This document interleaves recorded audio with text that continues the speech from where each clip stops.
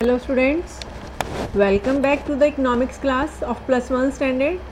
Today we will start with lesson number 8, structural changes in the Indian economy since 1991. Structural changes in Indian economy. In this chapter you will learn about the meaning of the structural changes after liberalization, economic reforms in India. Under this you will learn about meaning and objectives of economic reforms, main features of economic reforms. Next topic you will learn about evaluation of LPG policies, and under this you will learn about the positive impacts and negative impacts. Meaning of the structure. By structure we mean the composition of the economy. The GDP of a country is derived from the different sectors of the economy, namely agriculture, industries and services.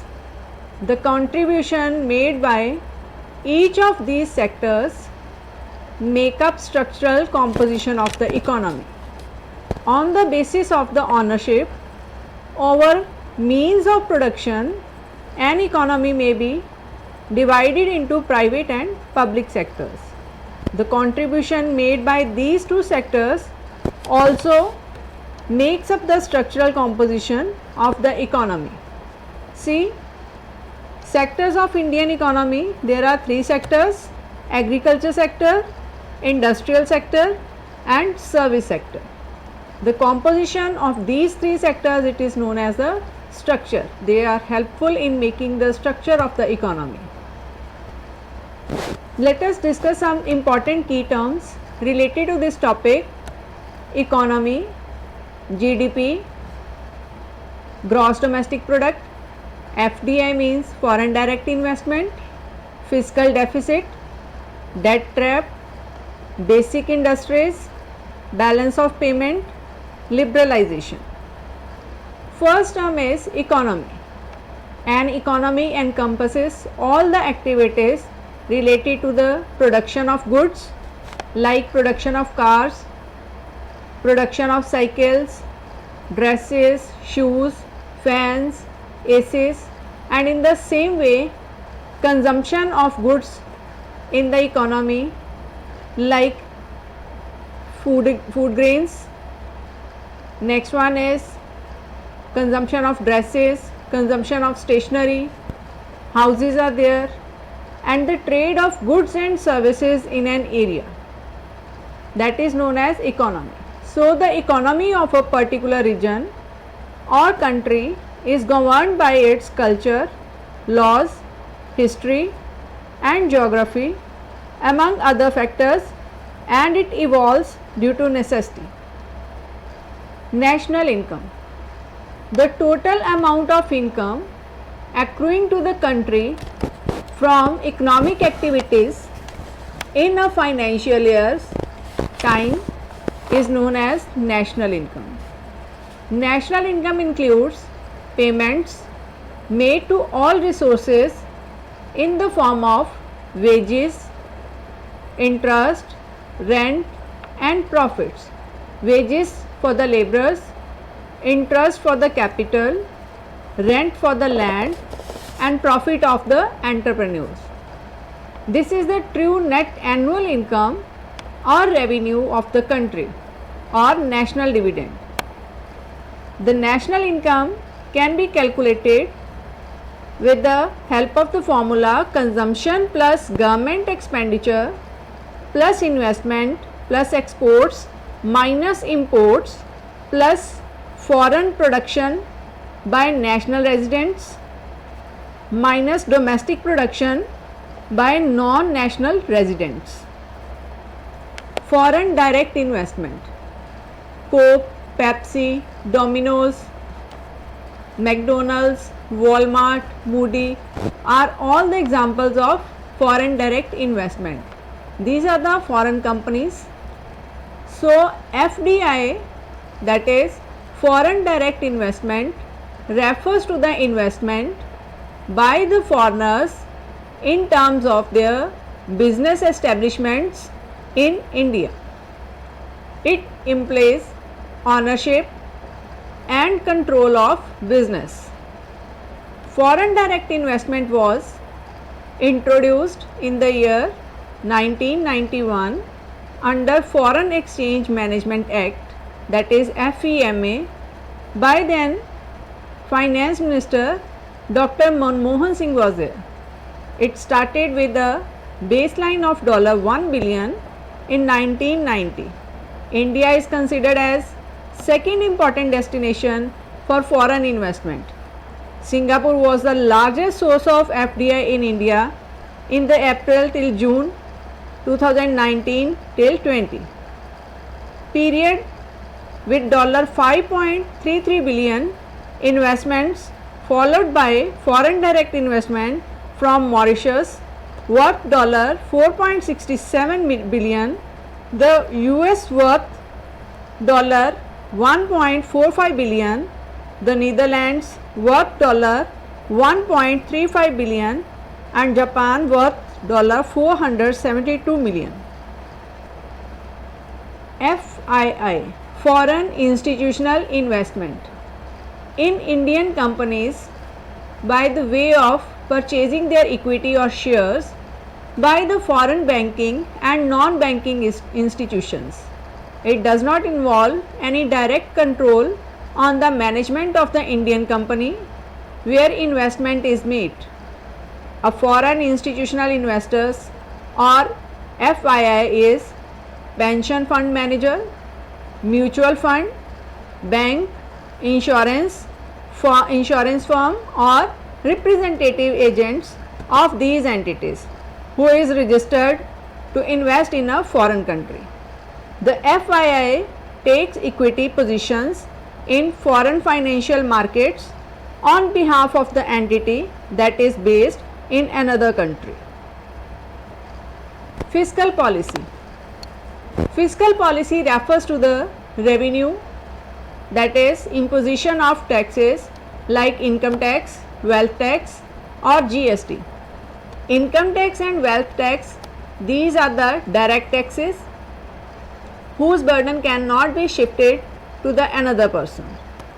Like when the government impose the taxes on the income of a person, that person have to pay the tax from his income, and that burden of tax cannot be shifted by that person.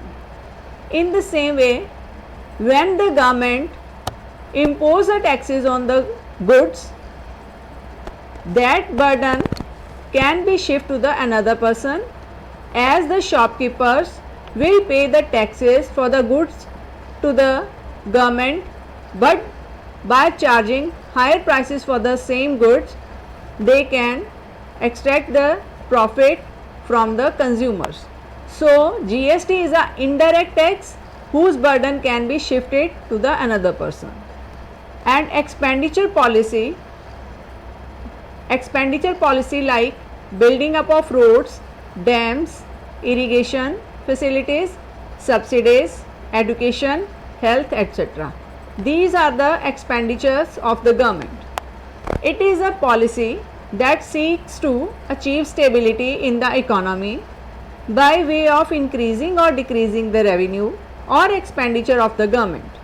So fiscal policy refers to a government's expenditure and taxation policies intended to maintain economic stability, which is indicated by the levels of unemployment, interest rates, prices and economic growth. Next one is increase in fiscal deficit. Fiscal deficit means when the expenditures of the government exceeds the revenue to the government. So fiscal deficit means difference between the total expenditure and total receipts minus loans. It is equivalent to total borrowings by the government. A substantial rise in non-development expenditure was the root cause behind the mounting of the fiscal deficit. It implies spendings on areas like defense and subsidies. These are the non-development expenditures, where a expenditure ends up like a consumption expenditure and does not yield any return. Debt trap. When the government borrowings are more than the receipts, that is known as a debt trap. Bond yield is higher than the economic growth. No country can live in debt trap for long. Loan taken to repay loan. Most important macroeconomic issue in India, that is India's debt GDP ratio 67%. Trade liberalization. Liberalization means when the restrictions by the government like industrial licensing system, price control or financial control or goods control system, import license, foreign exchange control, restriction on investment by big business houses, when relaxation it is there for all these things, that is known as liberalization. So liberalization refers to reduce unnecessary restrictions and controls on business units imposed by the government. It means procedural simplification, relaxing trade and industry from unnecessary bureaucratic hurdles. Basic industries: iron and steel, copper smelting and aluminium smelting industries are the basic industries, as these industries supply their products or raw materials to manufacture other goods like cars, utensils, electric wires, etc. Balance of payment. Balance of payment means that export income of India from the export of jute products, tea, coffee, textile products, technocratic services, tourism services, shipping services, etc. is worth rupees 10 crore, and import payments of India for importing crude oil, engineering goods, sophisticated machines, banking and insurance services, business consultancy services, etc. is worth rupees 10 crore. So receipts it is equals to payments, import it is equals to export, so called balance of payment. So balance of payment is a systematic record of export income and import payments of a country during any particular year, that is known as balance of payment account of that country.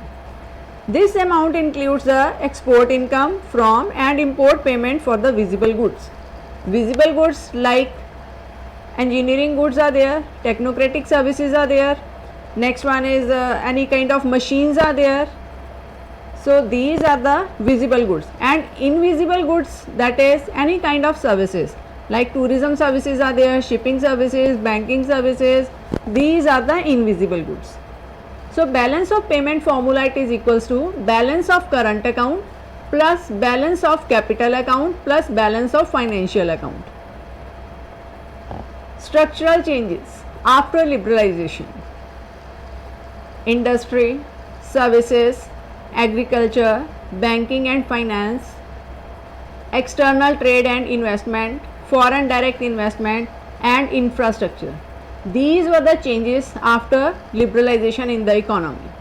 Like mergers are there, foreign direct investment it is there with the liberalization policy. So these were the structural changes. Let us discuss. First one is industry. The Indian industrial sector underwent significant changes as a result of economic reforms since 1991. These reforms removed import restrictions, brought in foreign competition, led to privatization of certain public sector industries, liberalized the foreign direct investment regime, improved infrastructure and led to an expansion in the production of fast moving consumer goods like oil, shampoo, soap, eatables, coffee, tea, sugar, candy, etc. Initially, the Indian private sector was faced with increasing domestic as well as foreign competition, including the threat of cheaper Chinese goods. But soon it handled the situation by reducing costs, improving management, and relying on cheap labor and new technology. As a result, the share of industry in country's GDP increased from 24.6% in 1990 till 91 to 27.3% in 2012 till 13. India is the 12th position in the world in terms of nominal factory output and employ 14% of the total workforce. India has one of the world's fastest growing automobile industries.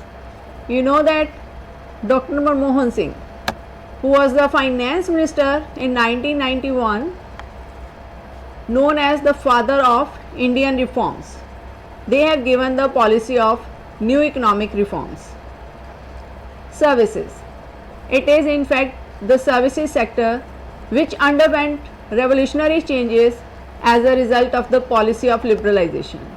Our service sector grew quickly with a growth rate of 7.5% during 1991 till 2000 against a growth rate of 4.5% in 1951 till 80.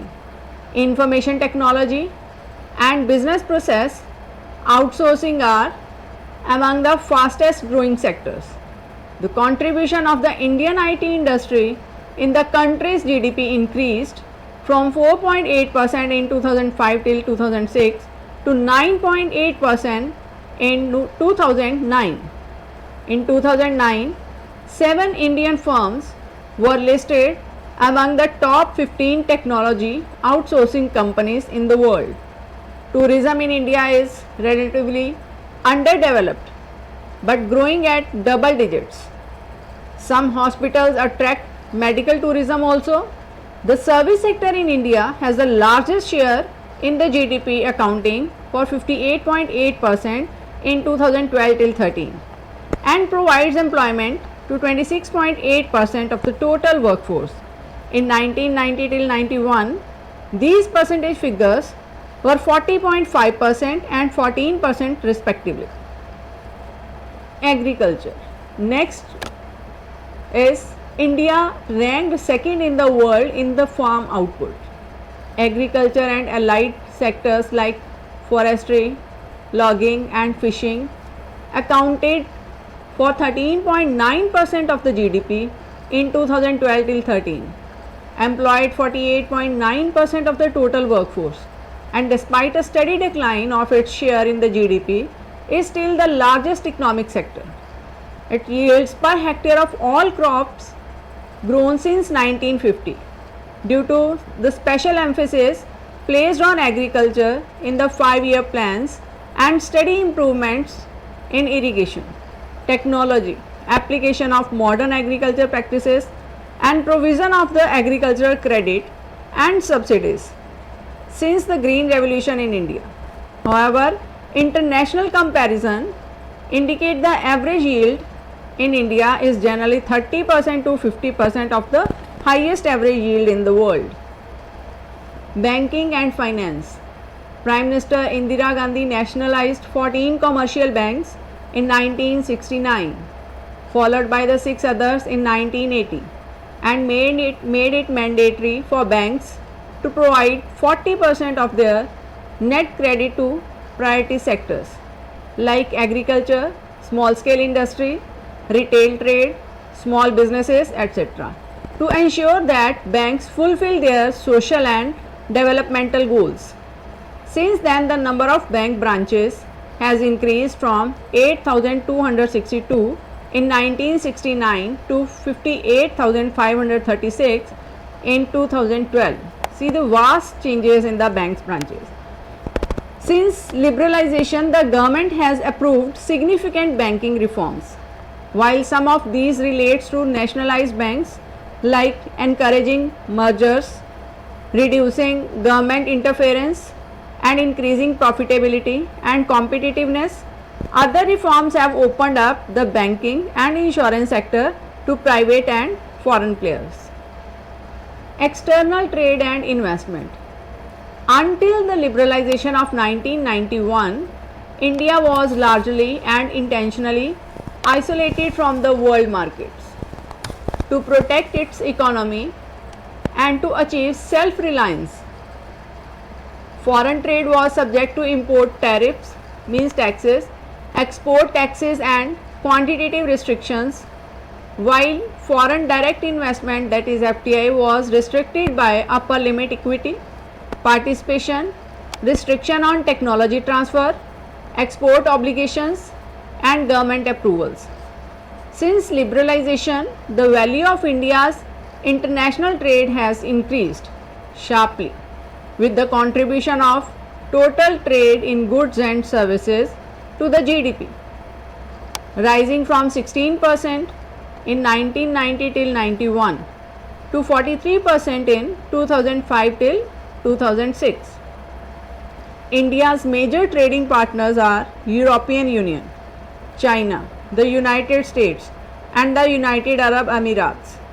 In 2006 till 2007, major export commodities included engineering goods, petroleum products, chemical and pharmaceuticals, gems and jewelry, textiles and garments, agriculture products, iron ore and other minerals. Major import commodities, that was crude oil and related products, machinery and electronic goods, gold and silver. In 2012 till 13, export increased to rupees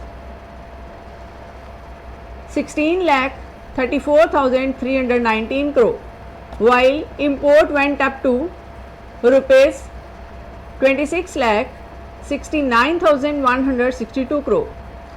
India's reliance on external assistance and concessional debt has decreased since liberalization of the economy, and the debt services ratio decreased from 35.3% in 1990 till 91 to 4.4% in 2008 till 2009.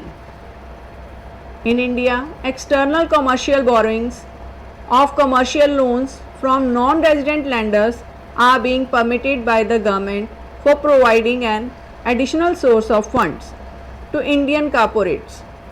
India's foreign exchange reserves have steadily risen from $5.8 billion in March 1991 to $304.2 billion in 2013 till 14.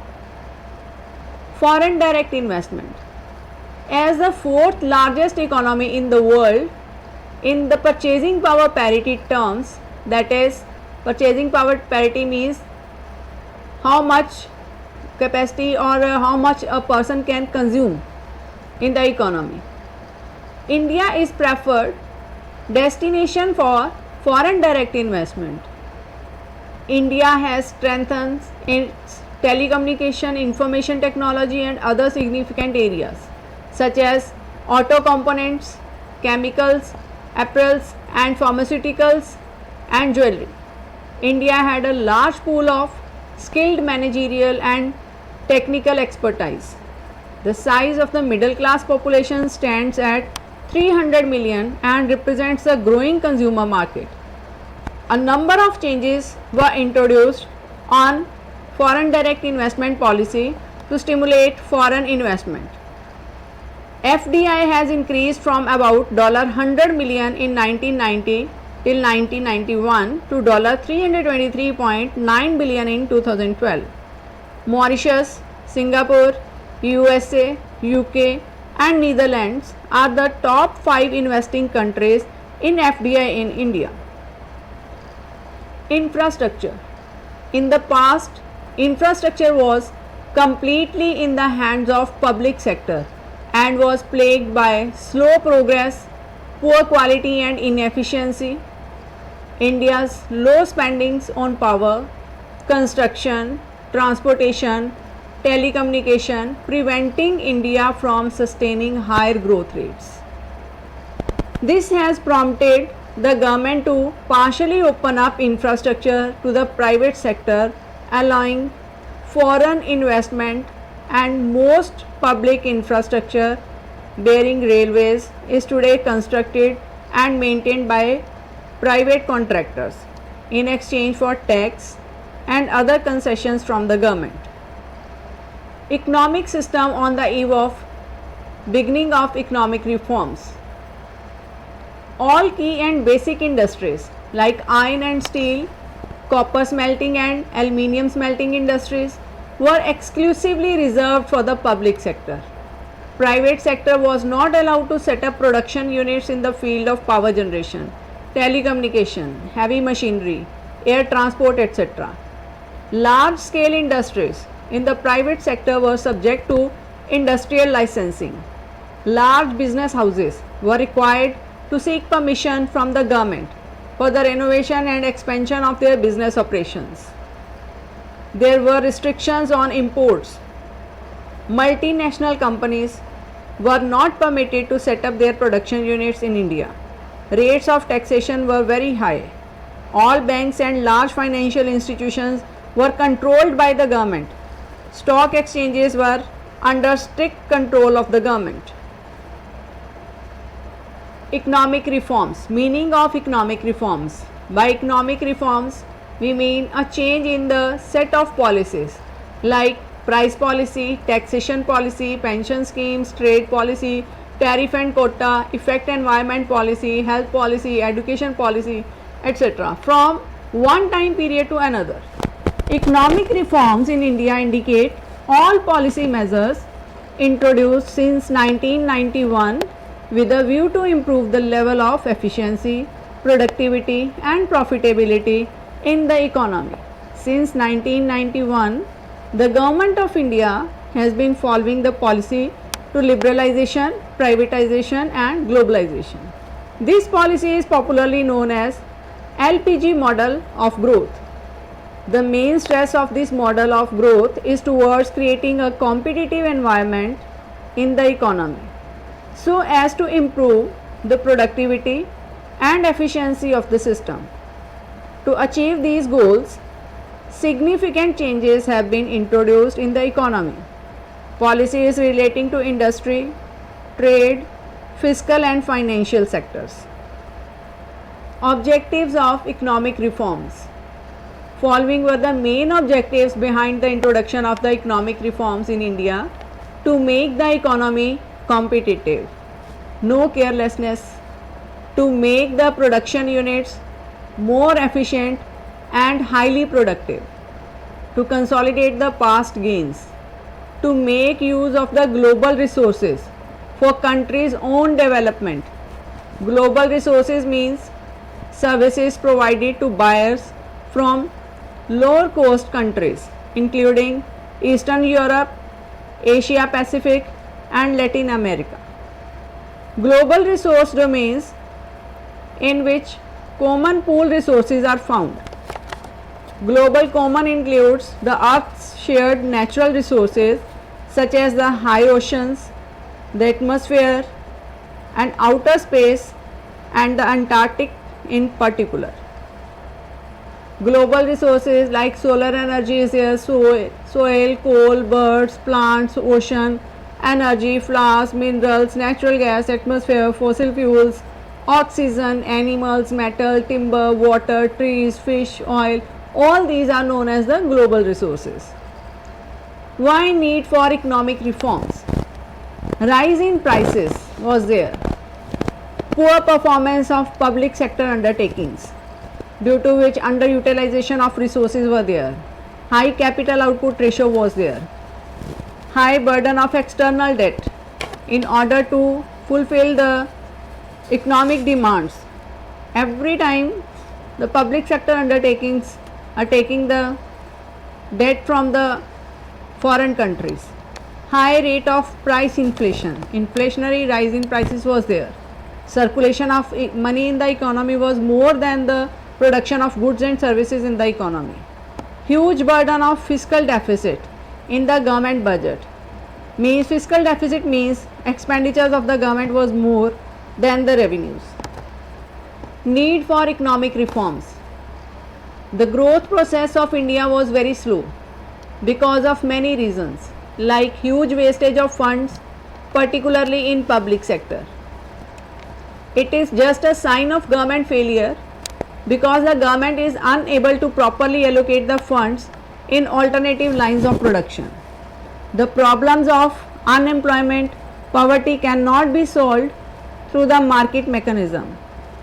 The strict rules of the government sometimes destroyed the competitive environment because the government is not allowing FDI and we can't set up our business in the foreign countries.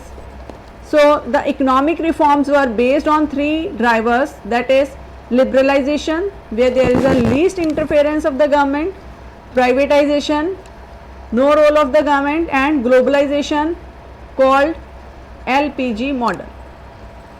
Economic reforms.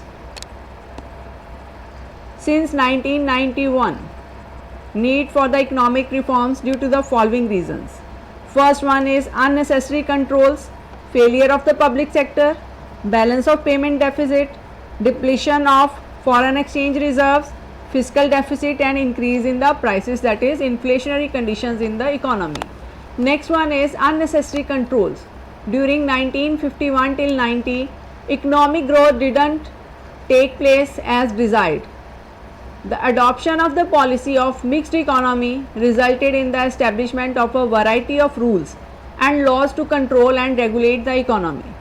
These controls, that is industrial licensing, restricted policy towards foreign capital and investment, control over large business houses, import quota and import duty, etc., instead ending up hampering the growth process also. Therefore, it was realized that India should liberalize the economy by lifting most of the existing controls on trade and industry.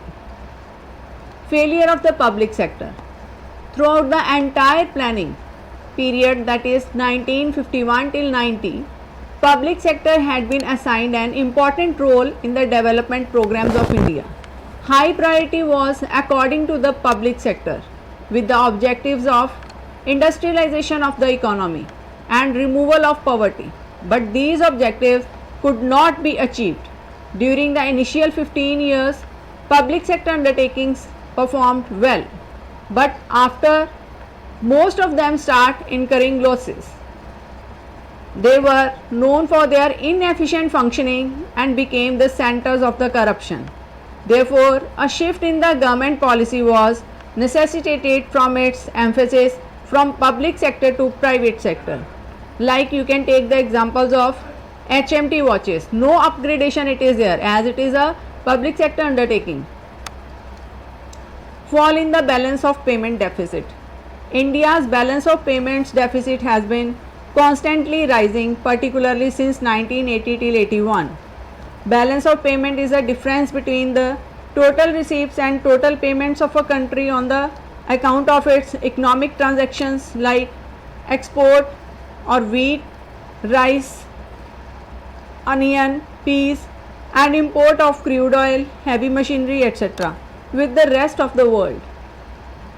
A steep fall in foreign exchange reserves. India's foreign exchange reserves declined from $7 billion in 1979 till 80 to only $750 million, equivalent to about rupees 1500 crore in January 1991. By the middle of 1991, we came to the level of default in paying our installments. We did not have foreign exchange reserves enough to pay for 2 weeks imports. Credit rating agencies of the world rated India very low. This made the non-resident Indians withdraw their deposits all of a sudden. The crisis became so acute that Chandrasekhar government had to mortgage gold with other countries to raise loans for the repayment of the loans. This crisis forced India to surrender before the international pressure to introduce new economic reforms in the form of liberalization. Increase in fiscal deficit. In 1980 till 81, interest payment on public debt amounted to 10% of the total government expenditure. In 1991, amount of interest liability rose to 36.4% of the total government expenditure. The government was fast moving towards debt trap. Faith of international financial institutions like World Bank etc. in the fiscal state of the government had been shaken. So the solution for this is to reduce the non-developmental expenditure so as to bring down the fiscal deficit. World Bank and International Monetary Fund extend a loan of rupees $7 billion. International Monetary Fund finally decided to advance this loan, but at the same time insisted that Indian government should introduce economic reforms in the economy. All this necessitated new economic policy. Increase in prices. There was persistent rise in prices during the period 1956 till 1991. The rate of inflation reached an all-time high level of above 17%. This price rise was caused by the following factors. First one is excessive expenditure by the government to accelerate the pace of agricultural and industrial production. High level of non-developmental expenditure like expenditure on defense, low level of production. Iraq invasion on Kuwait in August 1990 led to rise in administered prices of many essential intermediate goods and primary inputs. Also, India used to receive huge amount of remittances from Gulf countries. In foreign exchange was stopped totally. During the years 1985 till 90, the gross domestic product grew at annual rate of 5.7%, while money supply increased at the average annual rate of 15.7%. This kept wholesale prices rising at an average annual rate of 12%. All this compelled the government to take necessary steps to control its expenditure. Consequently, our government introduced a new set of policy measures in after 1991, that is new economic policy. Why restrictions are imposed after all? A set of restrictions were imposed by the government with a view to checking the growth of private monopolies. Monopolies means single seller. Checking the control of large industrial houses on the financial resources of the country.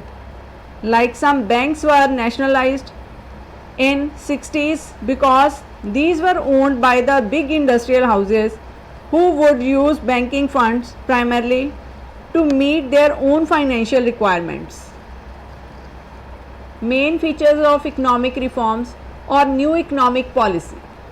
The government of India took a U-turn in its economic policies. Since July 1991, there are three main elements of this new economic policy. These are as follows. Branches of new economic policies, that is liberalization, privatization and globalization. Economic reform policy or new economic policy under this macroeconomic stabilization policy or the short-term demand management policy. Under this, to control inflation, to correct fiscal imbalance and to correct unfavorable balance of payment situation. And under the structural adjustment policy or a long-term supply management policy, two features were there: to improve trade and capital flow in the economy, to improve productivity and competitiveness in the different sectors of the economy, and to adopt liberal trade policy, to adopt liberal industrial policy and disinvestment policy, to adopt financial sector reform policy. Objectives of liberalization. Liberalization measures in India since 1991 were undertaken to increase internal competitiveness of industrial production through the expansion of private sector and reduction in government support to the sick public industries, to increase foreign investment and technology, to reduce debt burden of the country, to get an opportunity to export to developed countries and to import capital goods and machinery from them. Factors of production. to achieve optimum allocation of economic resources in various sectors by allowing the market forces, that is demand and supply forces, to operate freely. That is, the government will not intervene in the system through imposition of maximum or minimum price legislation. To achieve supply side efficiency through the better and efficient utilization of the factors of production. To improve outward orientation of the Indian industries by withdrawing the barriers or restrictions on international trade. To overcome the macroeconomic crisis arising out of rising price level, growing fiscal deficit, unfavorable balance of payment situation, shortage in foreign exchange reserves, etc. Basic elements of the economic liberalization. First one is gradual control and delicensing, that is, the government control over the private sector has been reduced. Now industries have no need to start their business for license. Greater emphasis on uninterrupted growth of the private sector, means relaxation to start the business. Lesser paperwork was there. Greater emphasis on free trade, that is barriers on the international trade in the form of import duties, quota restrictions are to be withdrawn. Next one is measures taken for liberalization. Reforms in the industrial policy. Exemption of the industries from licensing. All other industries except a short list of 18 industries are delicensed. No license is required for their setting up.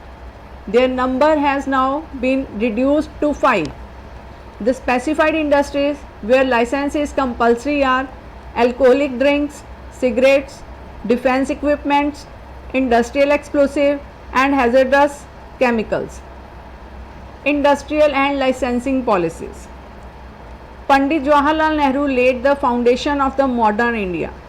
The goals and objectives set out for the nation by Pandit Jawaharlal Nehru. These were rapid agricultural and industrial development, rapid expansion of opportunities for the gainful employment, and progression reduction of social and economic disparities. Policy regarding the public sector. Under the new industrial policy, number of industries reserved for public sector was reduced from 17 to 8 in 2010 till 11. The number of these industries were reduced to 2. These included atomic energy and railways. Abolition of MRTP Act, that is monopolies and restrictive trade practices. In 1969, earlier production capacity was linked with licensing. Now freedom from license implied freedom from production capacity limit. Monopolistic and restrictive trade practices. Companies having assets beyond rupees 100 crore are now allowed to expand their size without prior sanction from the government. Now producers can expand their business without prior sanction from the government. Now producers can expand their business according to their own will depending on the market conditions. In 2002, Monopolies and Restrictive Trade Practices Act has been replaced by Competition Act 2002, which is more liberal. Industrial location. In location other than cities with more than 1 million population, no industrial approval from the center will be required for establishing any new industry. Exit policy. Close down the sick units not having modern technology. Disinvestment policy.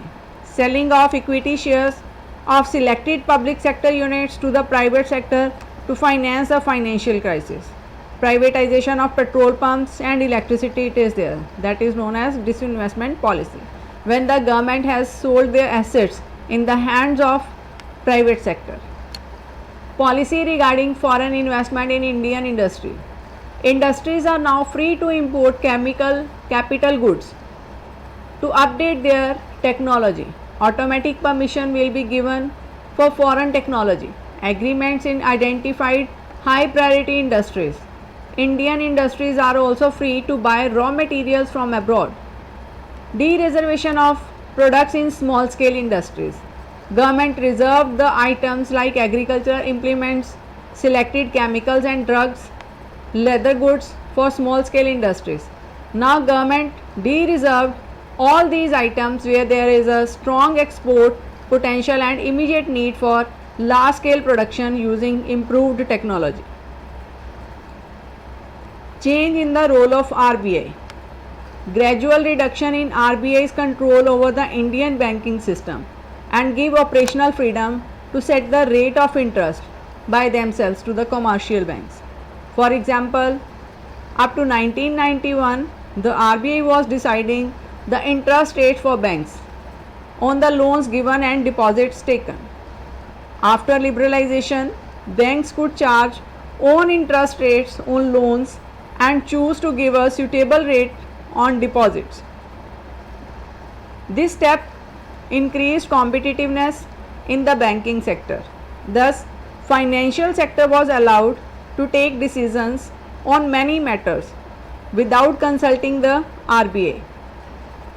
Entry of private and foreign banks in the Indian banking sector to create a competitive environment and allowance of foreign investment in the Indian banking sector.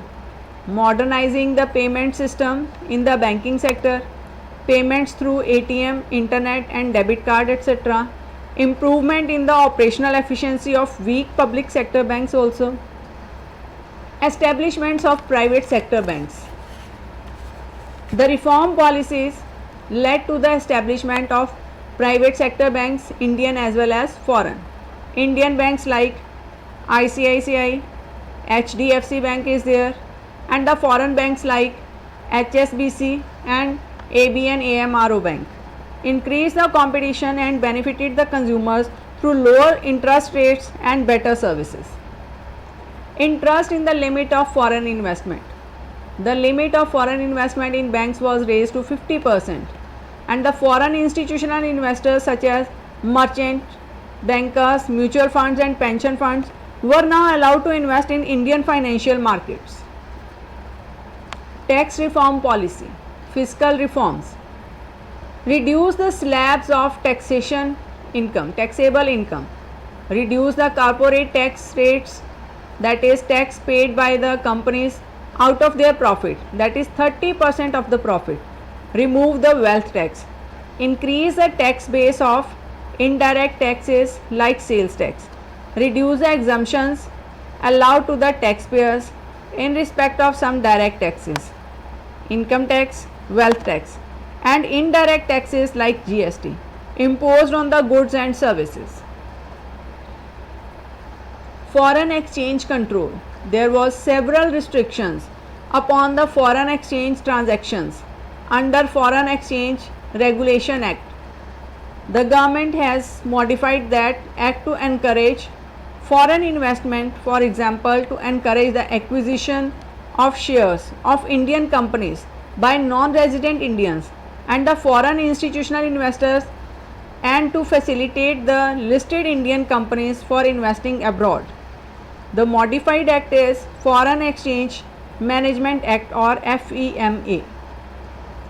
Convertibility of Indian rupee. The price of 1 unit of foreign currency in terms of Indian currency is called as the foreign exchange rate in India. Exchange rate, that is $1, it is equals to rupees 75 this time. If the Indian rupee could be easily converted into the foreign currency, or if any foreign currency could be easily converted into the Indian rupee without any government restrictions, then it would increase export earnings of India. Hence, the government had introduced Liberalized Exchange Rate Management System, LERMS. This system aimed at partial convertibility of the Indian rupee. Under Liberalized Exchange Rate Management System, 40% of the total foreign exchange earnings of an exporter could be exchanged at the official rate and 60% could be converted at the open market rate. Devaluation of the domestic currency. The government of India also devalued the rupee by 18% in 2 stages against the baskets of 5 currencies, that is dollar, pound sterling, mark, yen and franc. It was expected that the devaluation would boost Indian exports.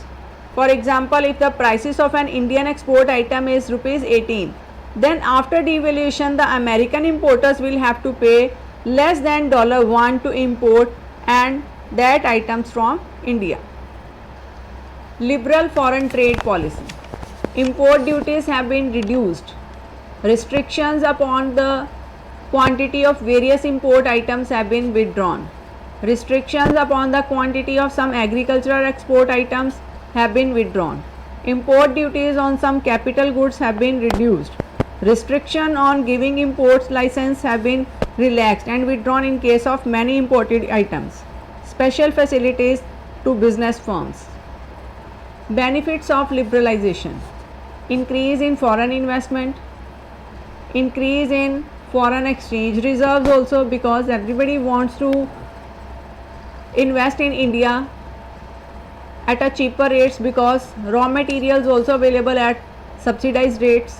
Increase in industrial production, increase in competition, domestic industries compete with the foreign industries, prices was under control, check on corruption was there, and reduction in dependence on external commercial borrowings.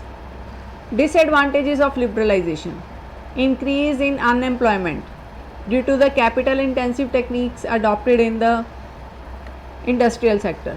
Loss of domestic units. People are more attractive towards the foreign goods because of cheap rates. Increased dependence on the foreign nations. Unbalanced development.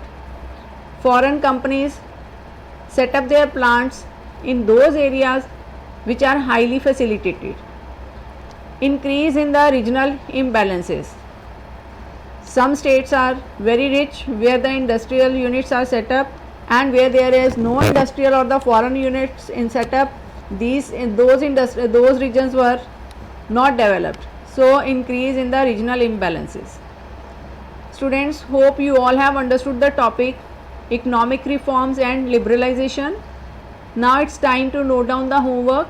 Explain the following key terms with examples: economy, GDP, FDI, fiscal deficit, debt trap, basic industries, balance of payment, liberalization. Second question is, discuss the structural changes after liberalization. What are the economic reforms in India? Explain. Fourth question is, explain the meaning and objectives of economic reforms. Also explain the main features of economic reforms. And students, please go through the YouTube links also for more clarity. Thank you for listening and hope you all will complete the questions in your fair copy for better learning. Thank you.